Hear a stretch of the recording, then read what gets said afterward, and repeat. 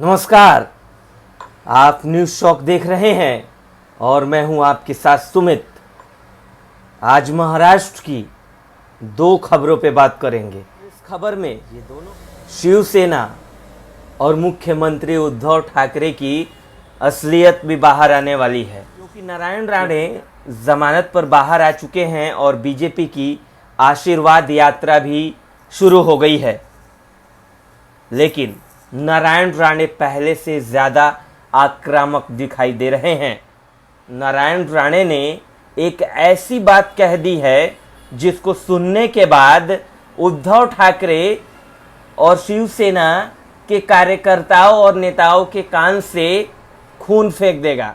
नारायण राणे ने कहा है कि अब वो शिवसेना के एक एक नेताओं और कार्यकर्ताओं की पोल खोलेंगे। 40 साल नारायण राणे शिवसेना में रहे थे, ऐसे में आप समझ सकते हैं कि राणे को शिवसेना के बारे में एक एक चीजें पता होगी। मुख्यमंत्री उद्धव ठाकरे के बारे में भी नारायण राणे सब कुछ जानते होंगे। नारायण राणे ने कहा है कि मुझे पता है कि अपनी भाई की बीवी पर एसिड अटैक कौन करवाना चाहता था।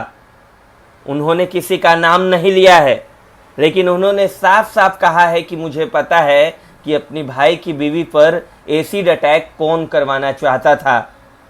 मैं भी नाम नहीं लूँगा, लेकिन आप खुद समझ जाइए कि नारायण राणे का इशारा किसकी ओर है और मुंबई में बैठे ठाकरे परिवार में कैसे खलबली मच जाएगी।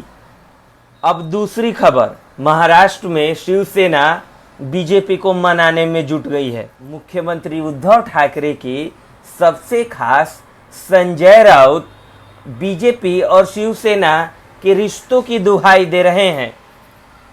राउत का कहना है कि बीजेपी और शिवसेना के रिश्ते नारायण राणे जैसे नेताओं की वजह से खराब हुए हैं। बीजेपी के संग हिंदुत्व वाले अपने रिश्तों की दुहाई दी है और नारायण राणे जैसे नेता पर रिश्ते खराब करने का आरोप लगाया है। इसके साथ ही राउत ने कहा कि पूर्व सीएम देवेंद्र फडणवीस और चंद्रकांत पाटिल जैसे नेताओं ने कभी भी अभद्र भाषा का इस्तेमाल नहीं किया। बीजेपी और शिवसेना 25 सालों तक साथ रही।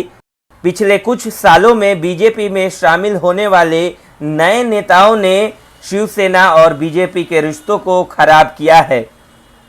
उन्होंने कहा कि उनकी कुख्याति बांग्लादेशी और पाकिस्तानी घुसपैठियों की तरह है जो हमारे सामाजिक सौहार्द को बिगाड़ते हैं। राउत इस दौरान नारायण राणे पर हमला बोलते नजर आए, लेकिन अब शिवसेना को भी एहसास हो रहा है कि बीजेपी के साथ वो अपने रिश्ते को खराब कर आगे की राजनीति नहीं कर सकती है। महाराष्ट्र में शिवसेना एनसीपी और कांग्रेस का साथ बस कुछ दिनों का ही है।